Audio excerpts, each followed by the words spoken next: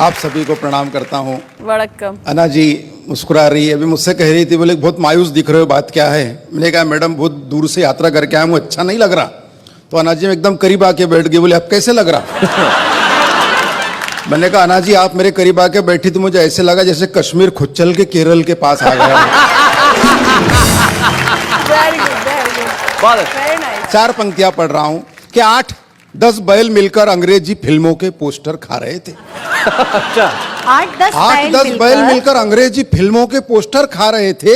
यह दृश्य देखकर नन्हे नन्हे बछड़े ललचा रहे थे। अच्छा। थोड़ी देर पश्चात मुझे पता चली यह बात, तो मैंने एक बैल से पूछा क्यों रे, सारे के सारे पोस्टर खा लिए, बछड़ों को नहीं दिए? तो बैल गुस्से से बोला उस पर तो लिखा था केवल वयस्कों के लिए।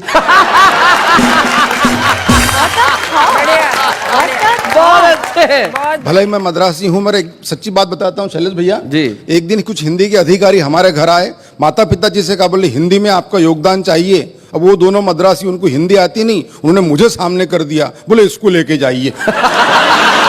4 पंक्तियां पढ़ रहा हूं कि मित्र की असफल शादी के बाद जब सफल तलाक हुआ। वाह, सफल शादी के बाद जब मित्र की असफल बहुत शादी अच्छे। के बाद जब सफल तलाक हुआ, तब तलाक के दस्तावेज पे दस्तखत के लिए मित्र के पत्नी ने पुराने संबंधों को याद करके थोड़ी सी हिम्मत करके मित्र से पूछा आपके पास पेन है क्या? हाँ। मित्र बिगड़ते हुए बोला बिछड़ते हुए भी तुमने किन शब्दों को छुआ है, अब पेन की क्या कमी है, सारा पेन तो तुम्हारा ही दिया हुआ है। बहुत अच्छे। अच्छा है, बहुत अच्छा है। रोहिन भाई साहब, मेरे पिताजी, मेरे दादाजी, मेरे बड़े भाई सभी पुलिस विभाग में हैं। हमारे खानदान में कोई कवि नहीं शैलेश भाई जी। सिर्फ मैं अकेला ही कवि हूँ। कभी कभी तो मेरे पिताजी मुझे गौर से देखते, आखिर गलती हुई कहाँ। एक दिन मुझसे कह रहे थे, बोले बेटा कवि सम्मेलन तो रात में रहते, दिन में पुलिस की नौकरी कर ले। मैंने कहा ठीक है। मैं पुलिस के भर्ती में गया तो कमिश्नर साहब ने मुझे ऊपर से नीचे तक देखा और बोले क्यों रे मनोज, तेरे हाथ अगरबत्ती, पैर मोमबत्ती, फिर भी होना है पुलिस में भर्ती? तो मैंने कमिश्नर साहब से कहा, मैंने कहा साहब मेरा सिर्फ इतना है कहना, मैं तो ये बताने आया था कि मेरे भरोसे पे मत रहना। कमिश्नर साहब मुस्कुराए, एक कांस्टेबल को बुलाए, उसके हाथ से टेप लिया, मेरे छाती से लगाया, बोले मनोज मद्रासी छाती फुलाओ। मैंने अपनी छाती फुलाई, बोले बताओ देश के लिए क्या कर सकते हो? मैंने कहा कमिश्नर साहब अपने देश के लिए अपने खून की आखिरी बूंद तक दे सकता हूं।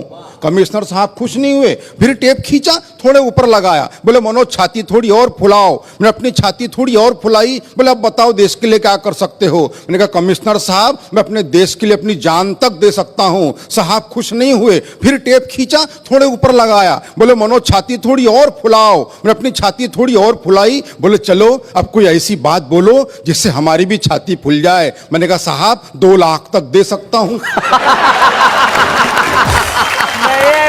बहुत अच्छे। मगर मैं सच्ची बात बताता हूं, मैं पुलिस में भर्ती तो नहीं हुआ, मगर जब कोई पिताजी रात में गश्त पे जाते मैं उनके साथ जाता हूं, वहां से मैंने हाथ से उठा के लाया आनंद ले कि रात में गश्त के दौरान रास्ते में सो रहे कुत्ते को पुलिस वाले ने डंडे से मारा। कुत्ते ने गुर्रा के देखा और चुप हो गया बेचारा। मैंने कुत्ते से कहा अरे पुलिस वाले ने तुझे डंडे से मारा, क्या तेरे मन में उसे काटने के भाव नहीं जगे? कुत्ता बोला जगे, मगर पुलिस वाले के मुंह कौन लगे? जैसे ही पुलिस की जीप बड़ी आगे, 2 चोर आ रहे थे भागे भागे। पुलिस वालों ने चोरों को पकड़ा, अपना हाथ दिखाया तगड़ा। थोड़ी देर बाद दोनों चोर मुस्कुराते हुए जाने लगे तो मैंने चोरों से कहा बेवकूफो शर्म करो थोड़ा, चोरी करने के बावजूद पुलिस वालों ने तुमको छोड़ा। तो एक चोर बोला ऐसे ही थोड़ी छोड़ा, कुछ हमने छोड़ा तब कहीं जाके छोड़ा। बहुत अच्छे, बहुत बढ़िया, बहुत अच्छे। ये छोड़ा छोड़ी का दौर चलता रहेगा। हाँ। मैं 2 पंक्तियां पढ़ता हूं कि विषय था अपने विचार कम शब्दों में किस तरह बोले। इस विषय पर एक विचारक स्वयं 2 घंटे तक बोले। मगर मैं ऐसा कुछ नहीं करूंगा। आप कल्पना कीजिए पंडित जवाहरलाल नेहरू का जन्मदिन हम पूरे देश में बाल दिवस के रूप में मनाते हैं। वहां से मैंने कल्पना उठाने का प्रयास किया है कि बाल दिवस के दिन प्रकाश नाम का एक बालक अंधियारे में खड़े होकर सब्जी बेच रहा था। क्या बात है भाई, बहुत बढ़िया, बहुत अच्छे। बाल दिवस के दिन प्रकाश नाम का एक बालक अंधियारे में खड़े होकर सब्जी बेच रहा था। मैंने उस बालक से पूछा पालक है क्या? उसने मुझे घूर के देखा और बोला भाई साहब अगर पालक होते तो मैं सब्जी क्यों बेचता? क्या बात है, वाह वाह वाह। बोले अगर पालक होते तो मैं सब्जी क्यों बेचता? मैंने कहा बेटा मैं उस पालक के बारे में नहीं पूछ रहा, ये बता ये पालक क्या भाव बेच रहा? उसने फिर मेरी तरफ देखा और बोले ले जाओ, वैसे भी आजकल पालक को भाव कौन देता? आहा आहा, क्या बात है। बोला ले जाओ, वैसे भी आजकल पालक को भाव कौन देता? तब जाके मैंने लिखा है कि कहीं छाव कहीं धूप होते हैं, बच्चे बच्चे भगवान का रूप होते हैं, कुल का दीपक बुढ़ापे की लाठी, जाने कैसे ख्वाब सजा लेते हैं, बच्चों का भविष्य उज्जवल हो इसीलिए माँ बाप अपना वर्तमान जला देते हैं। क्या बात है वाह वाह भाई, बहुत अच्छा लगा। माँ बाप अपना वर्तमान जला देते हैं कि चेहरा चेहरा खिला खिला था, मित्र आज बरसों बाद मिला था, उसके ठाठ बाट देखकर कई विचार जागे मेरे खोपड़ी में, ऐसा लगा जैसे कृष्ण आए हो सुदामा के झोपड़ी में। वाह वाह वाह वाह। ऐसा लगा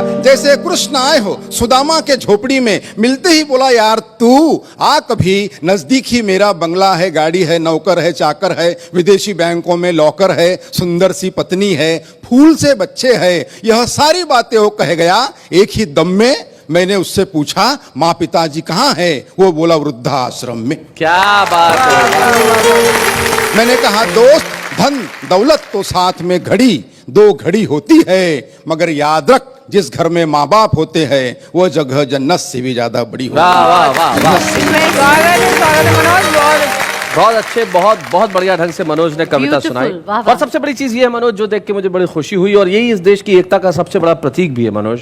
आपकी मातृभाषा तमिल है, आप रहते महाराष्ट्र अमरावती में है, वहां आपने पढ़ाई की, हिंदी में कविताएं लिखते हैं, और यही इस देश की सांस्कृतिक एकता का सबसे बड़ा प्रतीक है। तमाम भाषाएं मिलकर हिंदुस्तान बनती हैं, और अमरावती के मनोज मद्रासी जब हिंदी में कविता सुनाते हैं, ये हिंदुस्तान का सबसे बड़ा प्रतीक होता है। हम जोरदार तालियों से स्वागत करें। मनोज